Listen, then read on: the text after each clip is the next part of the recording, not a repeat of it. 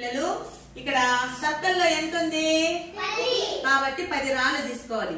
10 రాళ్ళు తీసుకొని విసరాలి. సర్కిల్లో ఎన్ని ఉన్నాయి, సర్కిల్ బయట ఎన్ని ఉన్నాయి ఎంచాలి. ఎంచి ఏ 2 సంఖ్యల్ని కలిపితే 10 వస్తుంది అనేది రాయాలి. సరేనా? ఇప్పుడు ఉదాహరణకు నేను చేసి చూపిస్తాను చూడండి.